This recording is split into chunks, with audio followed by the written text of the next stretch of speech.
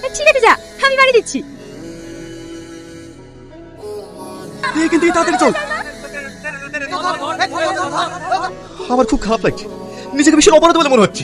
শুধু আমার কারণে অ্যাক্সিডেন্ট হলো। আরে ওখানে আমাদের দোষ কোথায় ছিল? ওই তো হুট করে গাড়ির মধ্যে ঢুকে গেল। সে যাই হোক, অ্যাক্সিডেন্ট তো আমার সঙ্গে হয়েছে। ছাড়ো সব কথা, খেয়ে নে। কিভাবে নামছেন? চোখে দেখতে পান না? সরি, আমি অন্ধ, চোখে দেখতে পাই না তো, তাই ধাক্কা লেগে গেছে। কিছু মনে করবেন না প্লিজ। সেই মেয়েটা। আপনি অন্ধ হলেন কিভাবে? একটা অ্যাক্সিডেন্টের পর থেকে। চলুন, আমি আপনাকে বাড়ি পৌঁছে দিচ্ছি। না, আমি যেতে পারবো। আমি পৌঁছে দিচ্ছি। ও কেন এখানে? ওর বাড়িতে সমস্যা।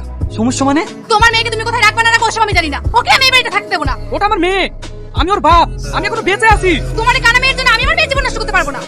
এই সামনে একটা টিনের বেড়া দেওয়া আছে, এটাই আমাদের বাড়ি। ভিতরে আসুন। আমার ওনাদের আসবে। ঠিক আছে। জিনিস বুঝতে পারি না, সব স্বপ্নগুলো একই হয় কেন? আমি অত কিছু বুঝিনি। ওই কানা বুঝে আমি সারা জীবন টানতে পারবো না। এমন অ্যাক্সিডেন্ট করে বসলো, এখন তো কানাকে কেউ বিয়ে করতে চাইছে না। মা, আমাকে নিয়ে তোমাদের ভাবতে হবে না। আমার কারণে তোমাদের সুখের সংসার নষ্ট হোক, এটা আমি চাই না। আব্বা, আমি এই বাড়ি ছেড়ে চলে যাচ্ছি। যত সমস্যা তো আমাকে নিয়ে।